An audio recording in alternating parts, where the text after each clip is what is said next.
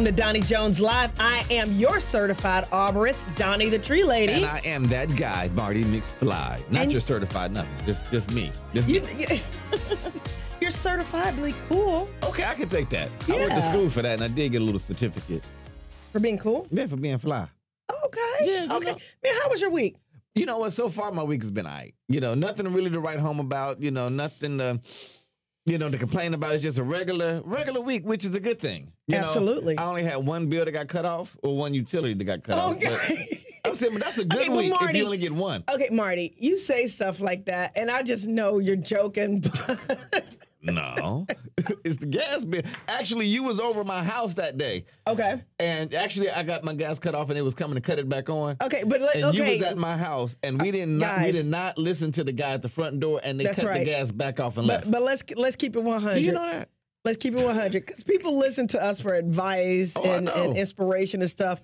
Mm-hmm. It is at the studio. It is at the studio, which was your house, and so you're not there as often, so you don't get the mail as much, and you're probably like me and don't pay attention to those stuff. I just like to keep it real. No, I know you're keeping it real. I learn by example, by my experiences and stuff. Yeah. So I know that I can tell somebody to make sure you pay your bills on time. That is true. Don't be like me. They get them cut off on a regular. Then I got the reconnect fee and all that kind of stuff. But see, this is my regular life. I can tell you what not to do. Right. Sometimes I can't tell you what to do. Okay. I just tell you what not to do. I think we do a little bit of both. We tell people what not to do, and we can tell them a little bit of what to do. I'm saying because I think that's being real with people. I think it's 100% being real. Like no, my bills never get cut off. I know. Yeah, I'm saying but I think that's just human nature sometimes. Because you learn from there. Like with me, it's like okay, you know what?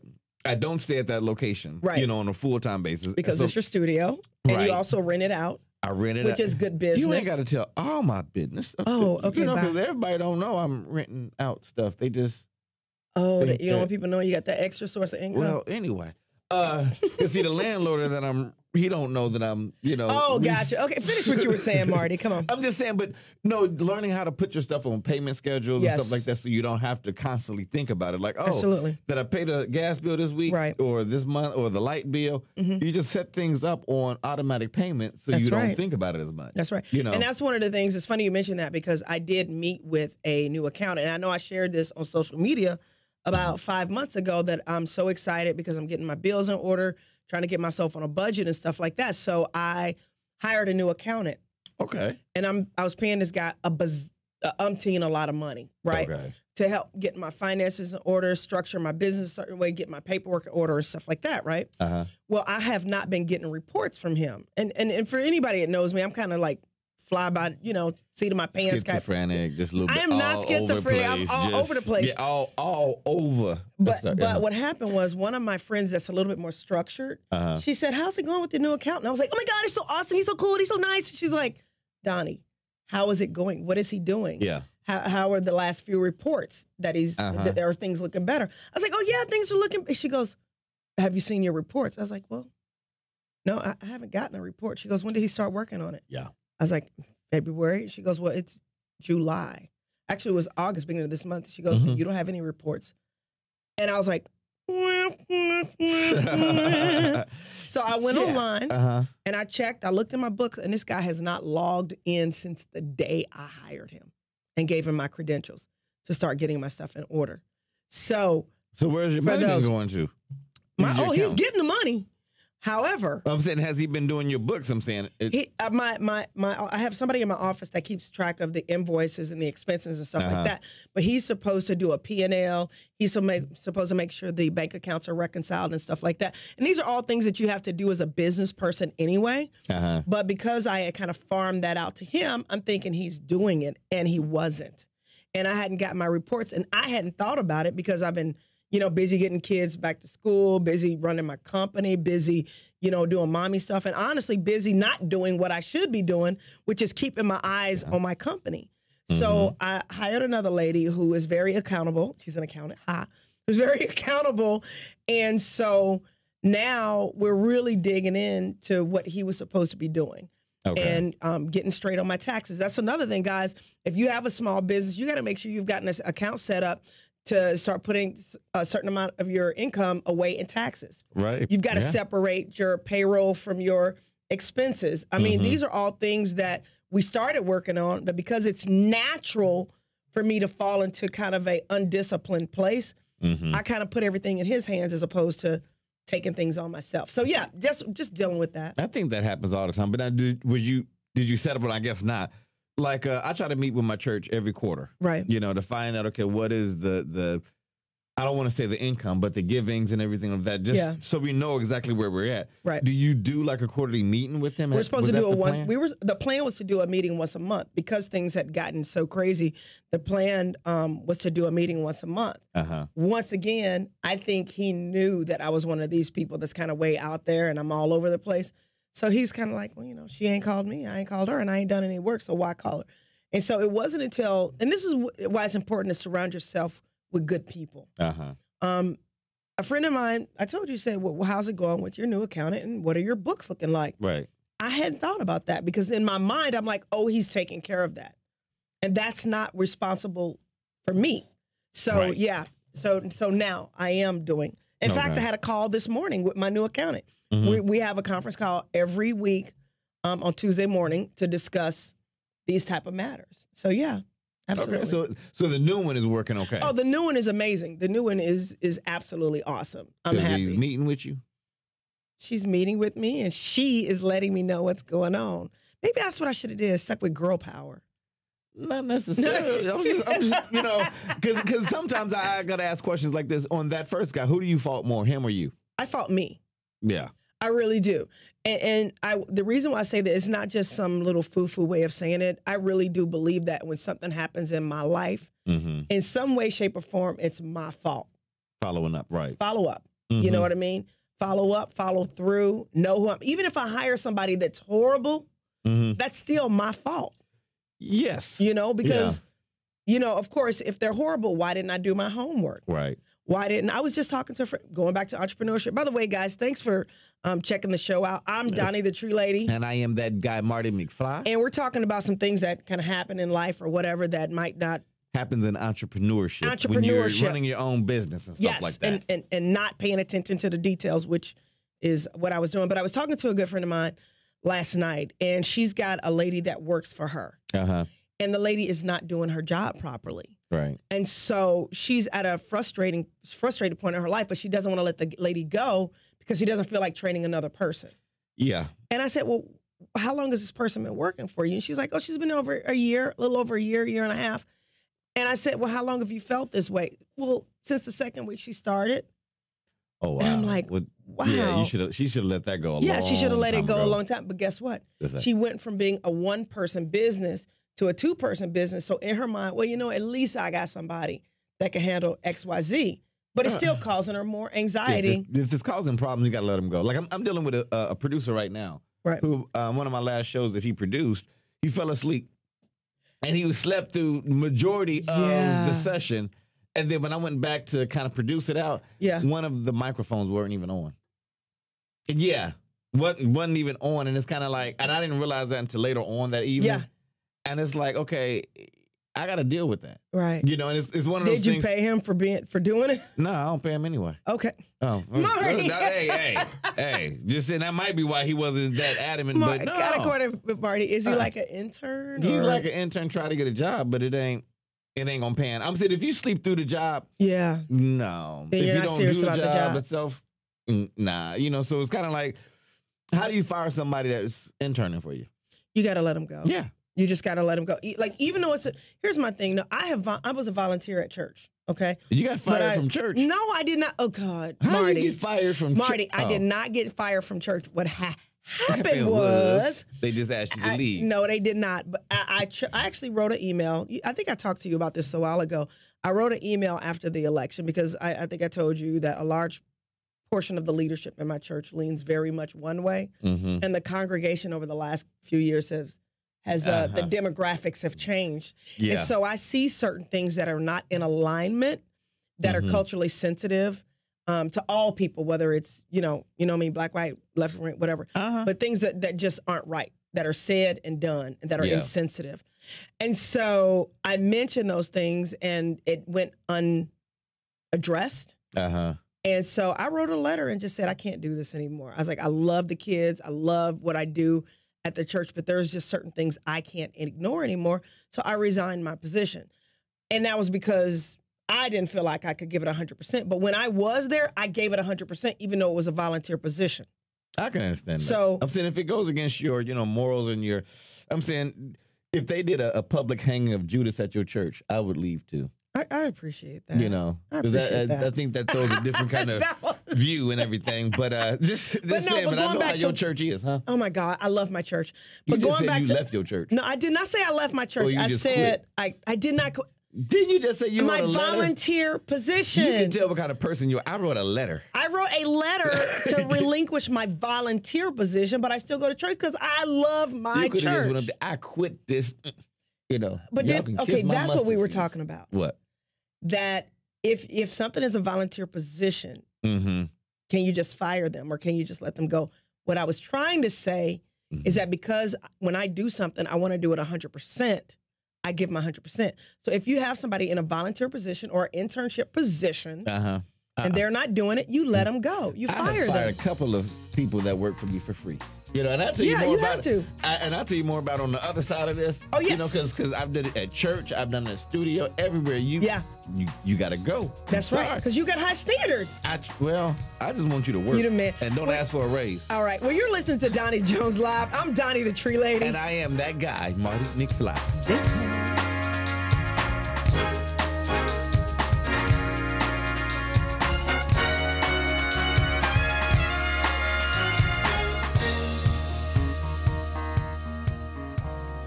Welcome back to Donnie Jones Live. I am Donnie the Tree Lady. And I am that guy, Marty McFly. You is fly. I'm trying my best to, but I have pissed so many people off that were working for me for free, that were interning.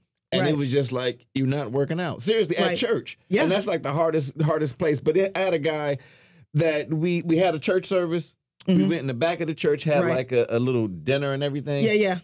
And the dude took it upon himself to just rearrange the whole church, the pews and everything, the pulpit. Why? And he just felt that. And that's what needed to be done. For the energy or whatever. Okay. And then got mad with me because I said, no, we ain't doing it like that. Yeah, I need you to put it all back. Yeah. And he got upset with me and it was just like, you know what? It's time for you to go. Yeah, I'm going to just have to ask you not to come. For those of you that are just checking in, our previous segment, we were talking about can you fire somebody that is a volunteer or an intern. Yeah. And my basic premise was absolutely if they're not doing the job properly. I fired some girlfriends. Oh.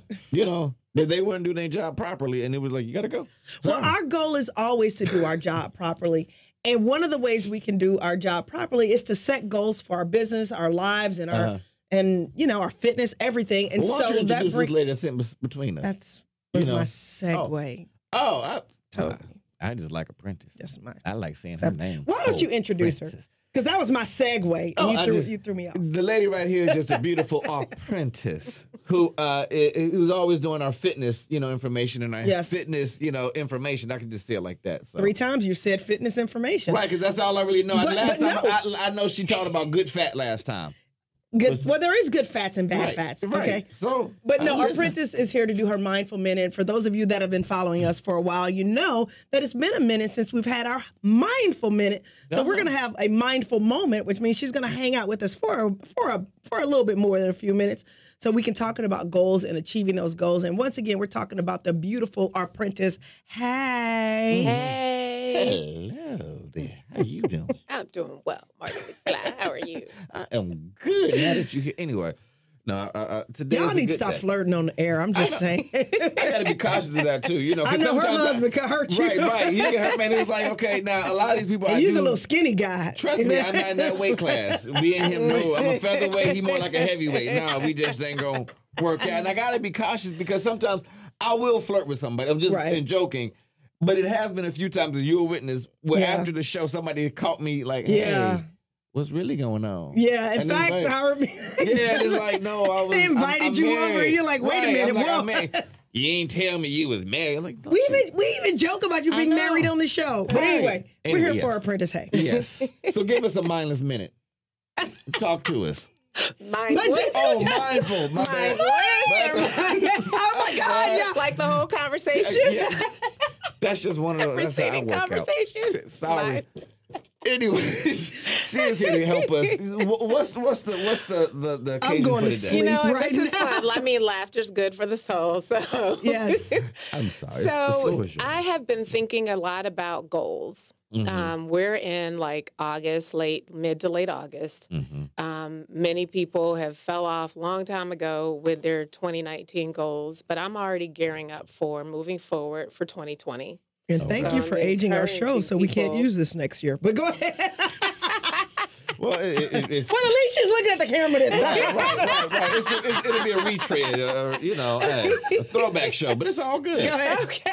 Just keep it going. Yeah. So your plans for gotta next let year. guests We've know the had rules. these conversations before. Yeah, you're planning for But yeah, next year. But Yes. well, no, I mean, just always wanted to keep people motivated because people move when there are deadlines. Yes. You know, there's something about deadlines, whether that's, I'm getting married and I need to fit into my wedding dress, or I'm going to my high school reunion, and so I want to lose 100 pounds in 2 months, so that I can, people Right, like people. right. And so oftentimes we have a goal and we go, okay, I want to lose weight.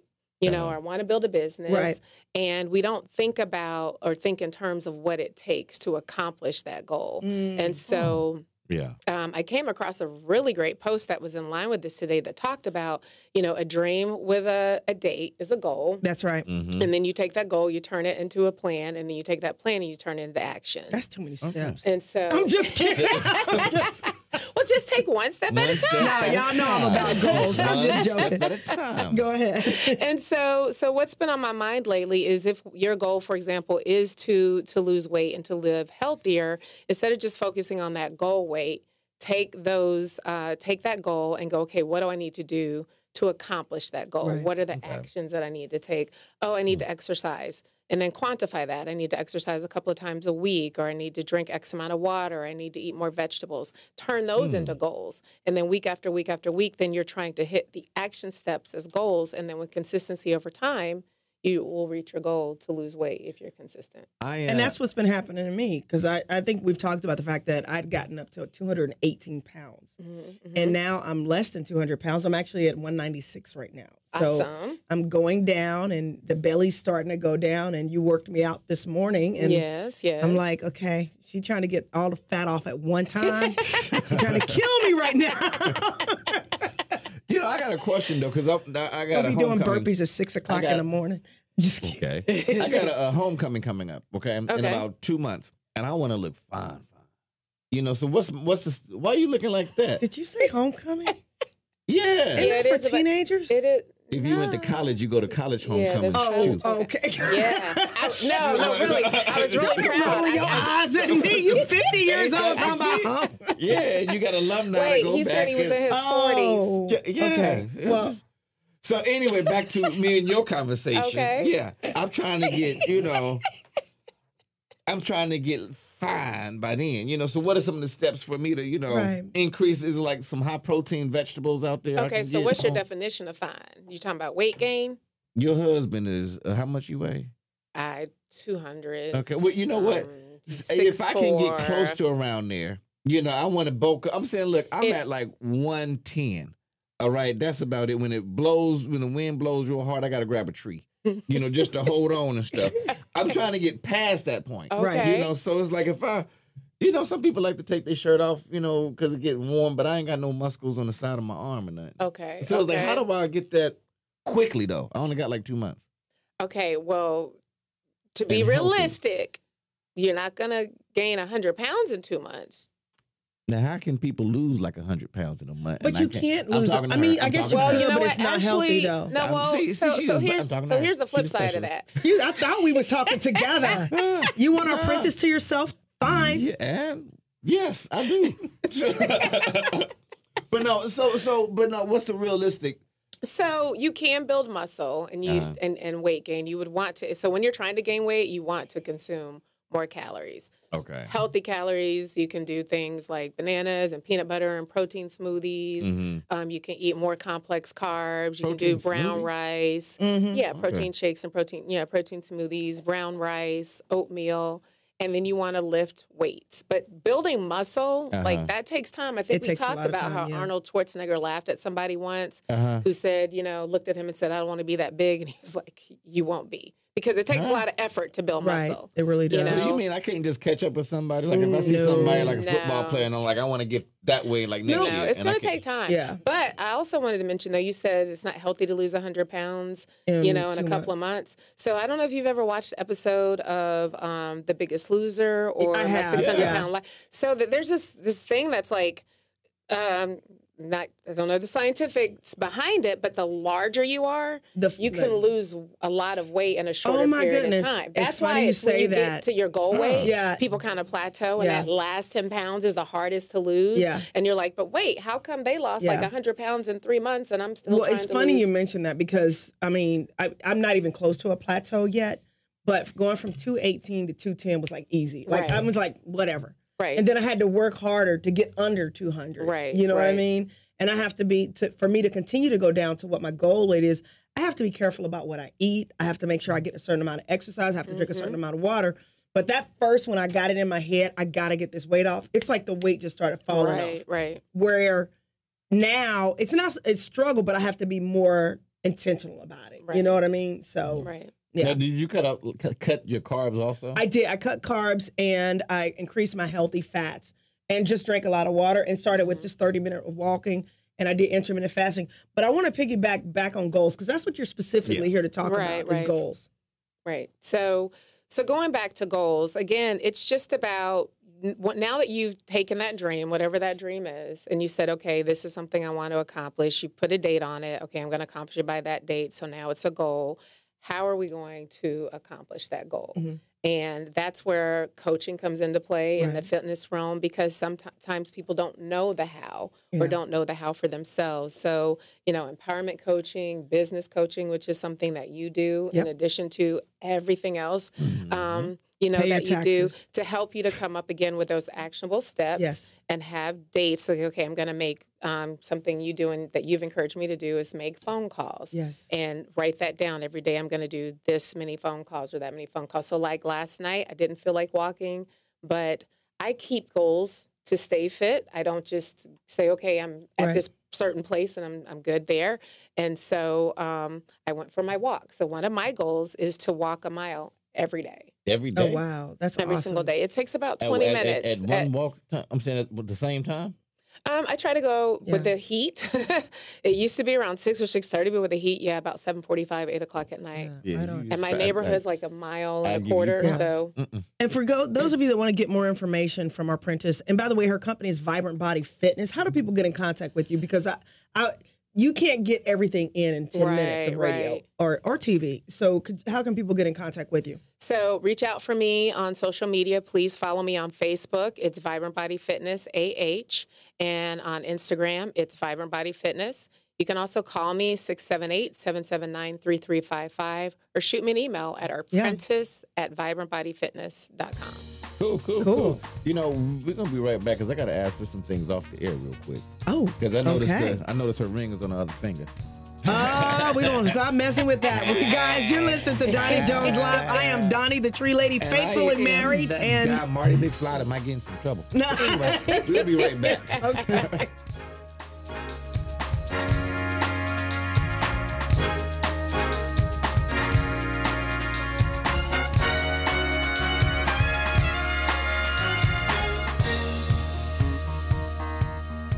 Welcome back to Donnie Jones Live. I am your tree lady, Donnie Jones. And I am that guy, Marty McFly. You is fly. My throat. I don't know. You do have. Well, I think you're a little flabbergasted because you were here with Miss Apprentice Hay. Yes. Y'all was sitting so close and cozy. Yes. That is that cool. That's like, that's the worst thing in the Bible. What's that? Being right beside temptation. My God! But Marty, you're good though. I'm good. I have good morals, and I can hold myself together. But that's one of those things. Like if you think about like that tree in the garden, everything, and Adam and Eve, that woman had to go by that tree every day. Right. It ain't like the tree just grew up. She had to go look at that temptation every day. But here's my thing. I have a problem with that. So Apprentice ain't in here every day. Sometimes we try to get a little spiritual.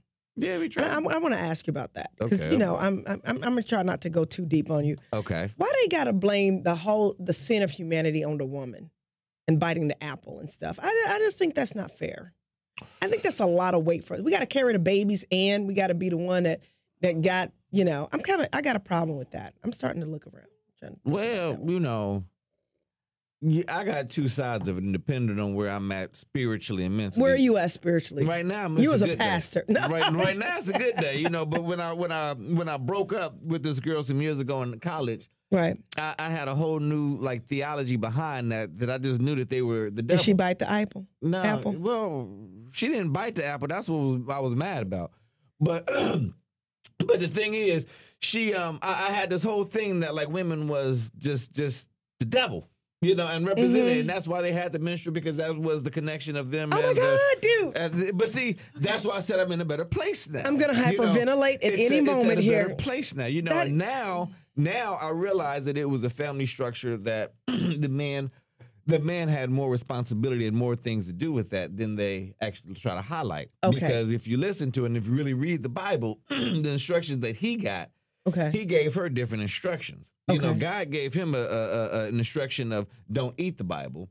Now, don't eat the Bible? Don't eat the don't eat the fruit. I apologize. Yeah. It wasn't even written then. But right. anyway. But God told Adam not to eat of the fruit. Right. Okay. So when the serpent came in and he was with her and him, she's like, no, we don't even supposed to touch it. Because if we touch it, we're gonna surely die. Right. And that's when the serpent was like, you ain't gonna die if you touch it. Right. Because that wasn't what was told to Adam. Right. Okay. Just follow me. So I'm following you. Right. So and then when they did eat the apple, eat the fruit. Not the Bible. Very good. Yeah, right. You got that part. You're getting the gold star. And then but if you look at it, what Adam did is what a lot of men do anyway. Because God came to him and said, how do you know you're naked? Did you eat of the tree that I told you not to? Right. And he didn't say, yes, I did. He said, no, that woman that you gave me, she did it. Y'all need to work that out. Right, You know, he blamed everything on her, and then, you know, God went to her. So it wasn't the word blaming everything on her. It was Adam blaming everything on the woman. And so people misinterpreted that. And loaded everything on a woman's shoulders. You know, all joking aside, it depends on who is telling the story, you know, and what their background is. Because some people would say, "Oh, it's just a woman. It's just a woman," but which is like so many things in the Bible. But we're not going to do that right now. Yeah, you know, there's a lot of things in the Bible. I ain't trying to get kicked off. Okay, going back to goals. You know, there's a little passage in the Bible too that says, you know, it's better to live on top of a house than a woman with a whole lot of mouth. It does say that. I got a whole, but let me tell you something. Let me tell you something. It does say that. But let me tell you what, that might be a proverb, but here's by nature, not all the time, but by nature, women are more of communicators than men. So I kind of have a problem with that. No, but that's a truth. That's a proven fact, and there's a reason behind that too. That is true. You know, it's like this. It's. I didn't mean for us to go into Bible lessons today, but this is good. I like where you're going. Because it's significant, because what you say is like this. There was a woman that realized that Jesus was raised from the dead. Right. Okay, Mary Magdalene. Right. If it was a man, he would have came back and said, yo, y'all, something wrong up there. You know?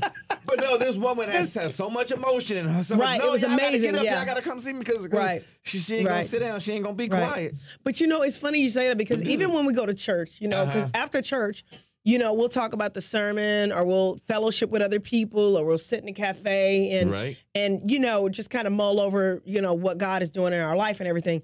My husband, on the other hand, is like, okay, can we go? Let's ride. It's time to go. And I'm like, you know, I really believe that certain things happen a certain way. Yep. You know what I mean? And I think women played such a pivotal role in the Bible. They did. But they don't necessarily always get the credit, because women by nature are communicators, you know, and they want to talk about the goodness of God. Talk a lot, right. You know, whereas a lot of times I feel like men, unless something truly dramatic happens, they're not really out there going, you know, hey, God, look what God did. You know what I mean? So, I'm saying, you know, if you, like I said, depending on who is teaching you these stories out of the Bible, if you're not reading them yourselves, it's so many Which things, you should read them yourself, it's by so the many way. things that highlight women. Like one of the first evangelists, in a sense, was a lady at the pool, at the well. Yeah. The Samaritan, that she told her about how many husbands and everything she had. And she went then and started, you know, prophesizing, well, not prophesizing, but telling about this man. That's that right. said everything about, you know, what she did in the past. That's right. Evangelism. That's evangelism. Yeah, that's right. That's right. a woman. There is so much in the Bible that women did do. That's right. That, like I said, it depends on who's telling the story. Right. Sometimes they don't like to highlight it. Right. You know, and sometimes But do you think do. that that's starting to change? Because I do hear you, I've heard you talk about women in the Bible, and that's, for me as a woman, that's very endearing, you know, but I also think that you're one of those guys that's very comfortable with who you are. You're not trying to be something that you're not. I like to tell the truth. You like to tell the truth.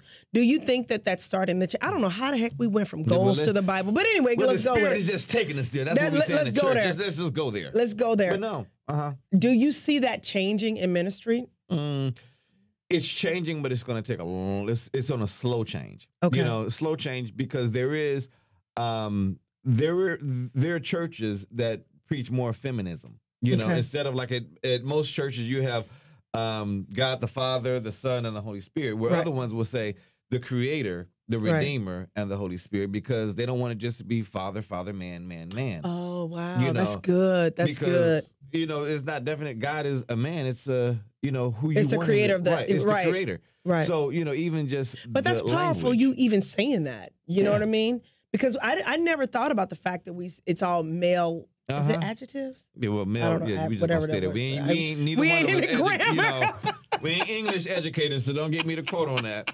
You know, I have a hard time with, you know, with words. I get tripped over verbs and stuff. No, so, but, you know, it depends on who's preaching. You know, and I got to be honest with you, because sometimes you will have a male minister that just kind of like, well, the woman did wrong. She did this and she did. And that's like, what I've always heard. Yeah. But even as a child. You need to leave that church you at. I love my church. Oh, okay. Would you leave my church alone? I'm just saying. But my church is in transition right now. They don't know they're in transition, but well, maybe they do know. But they don't know they're in the closet. But no, I'm not talking. I ain't talking about that. I'm talking about. Put it like this, and I'm not gonna put my church out on Front Street, but I will say this. 20 years ago, when I went to that church, the congregation looked one way. Right. When I walked back through the doors 10 years ago, I was like, oh my God, this is beautiful. This sea of all these different people and stuff. And I was very, I felt very at home, and it just felt like how I live my life. I'm inclusive of all kinds of people. I love all kinds of people.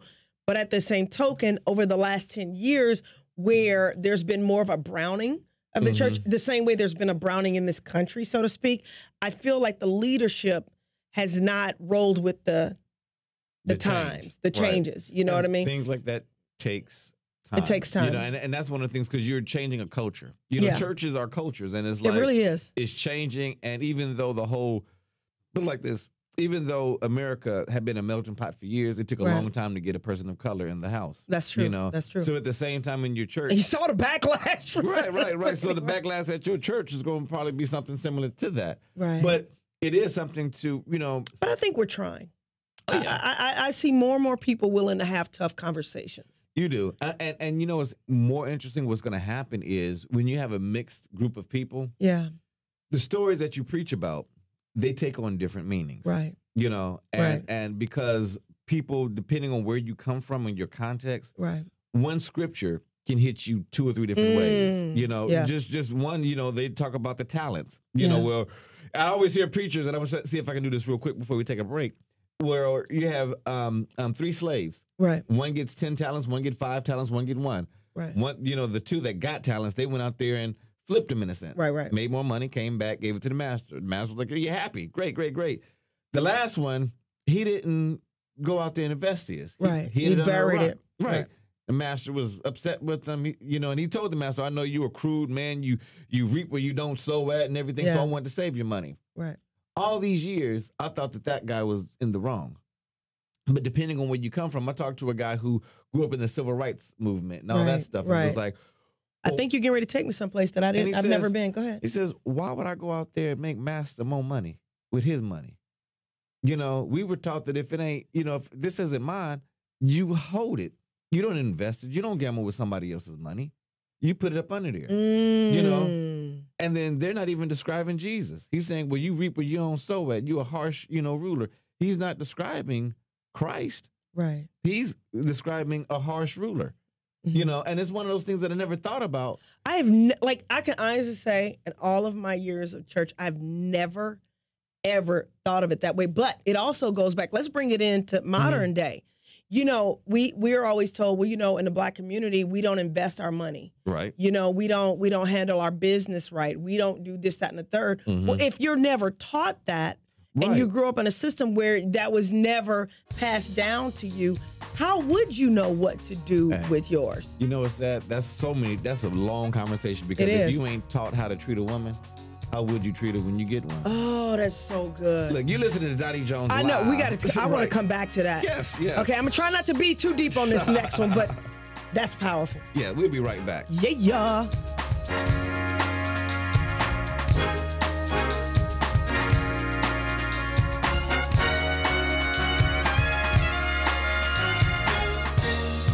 Welcome back to Doni Jones Live. I am Doni, the tree lady with... And I am that guy, Marty McFly. Oh, my God, Marty, you just said something right before the break. You said, you know, we were talking about the talents and everything, and then you mentioned that, you know, and if you get a woman, how would you know how to treat her if you've never been taught how? Right. Yeah. Let's talk real quick, because, you know, this is one of my favorite subjects, is talking about how race affects where we are right now as a nation, as a country, as a people, whatever.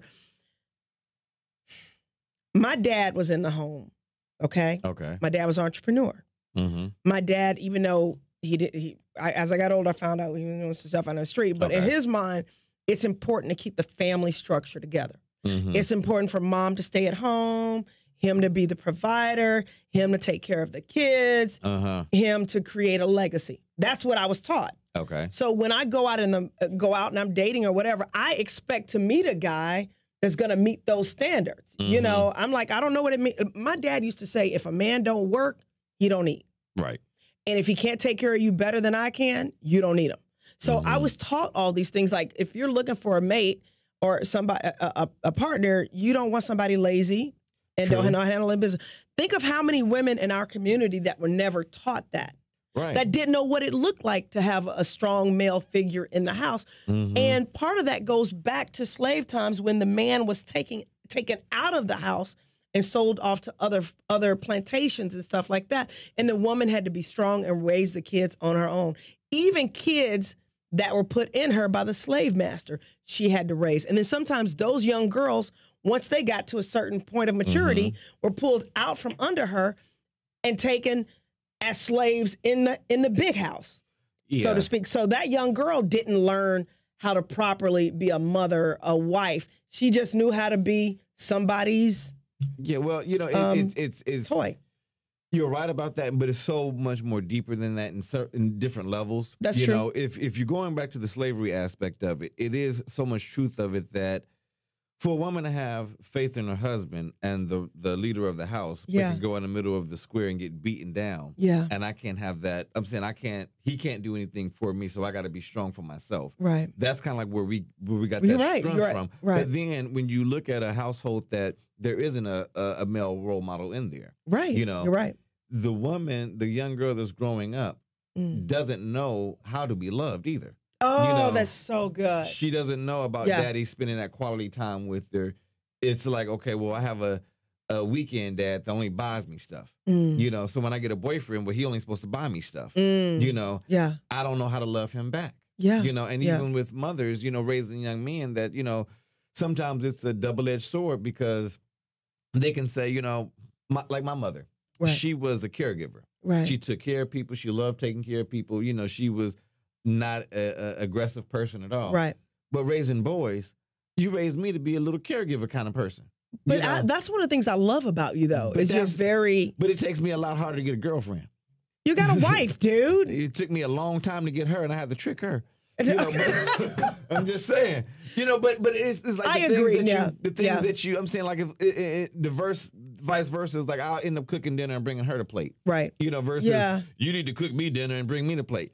Just different aspects of it. I know she looked at me kind of crazy on that one, but things have changed. We have to. Things have changed. We can get each other's plate. Okay. Yeah, that was an example. No, my wife doesn't. She doesn't. I know I'm messing with you. You know, but it's just learning from your early age. Right. How do you love someone? Yeah. How do I you have this guard up. To be loved? Right. Because you haven't been loved, and the only time you've experienced any kind of, you know, sexual whatever, it's been abusive. You've got this guard up, you know? And so that was transferred from generation to generation. Now, does that mean that all families, black families, went through that? No, but it was a large enough percentage to where it affects us even today. You know, I was blessed because I did have a father in the home. But here's the funny thing, though. My father had a father in the home.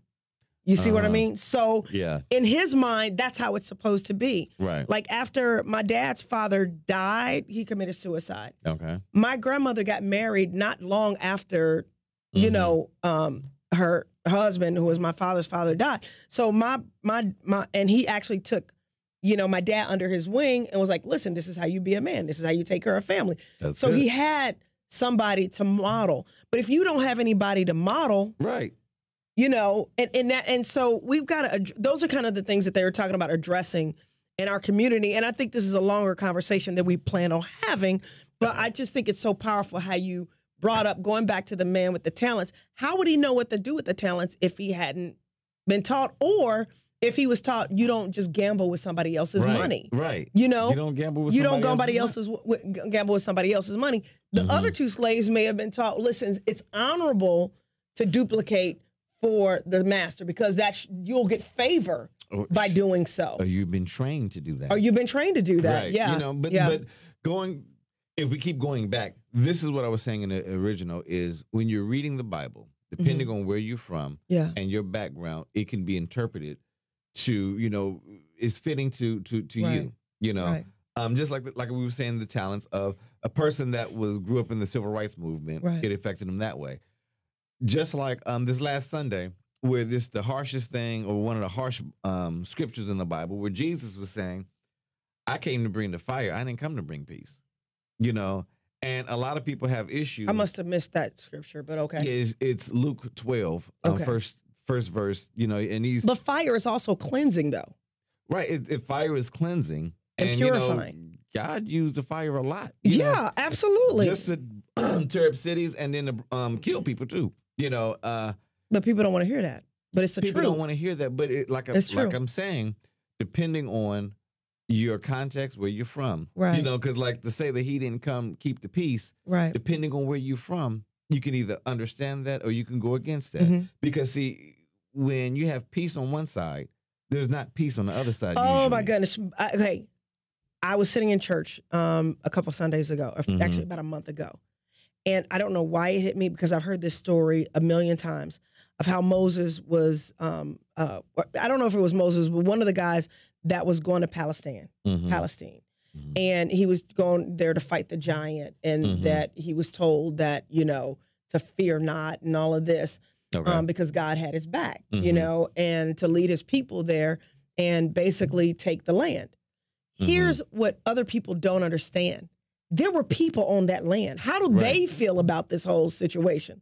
And it's like, we're not talking about that. And that conflict is still going on right now. Right. When you look at the Israelites and the Palestinians, you know, when do we get to a point where we go, wait a minute, okay, I know this is scriptural. I know this is what we were taught, but there's got to be a point where we can look at one another as brother and sister, or brother and brother, and go, listen, yes, this is how it was in the past, but we're going to have to find a way to live together. When does that happen? It unfortunately, like the perfect world, it always happens. But at the other side of it, you know, well, that's what we want to happen. I should say it like that. But I'm saying, if you were a Palestinian and you heard that biblical story, would you be sitting there going, "Oh, that's so inspiring"? You know, it's so encouraging. If you read the Bible like the whole story, right? You know, and you realize that these people weren't taking care of that land, right? You know, that sometimes God can give you something. If you don't take care of it, you're gonna lose it. That's true. However, you can use that same logic. And at the same time, if God promised you something, that's what he's saying. If God promised you a land or a plantation or a plateau, then that's yours. You know, just like that client down Marty, the street. You and I get ready to get into a fight. Let me tell you something. Going back to interpretation. Right. It is absolutely wrong for me to walk into your house, kick you out, and take it.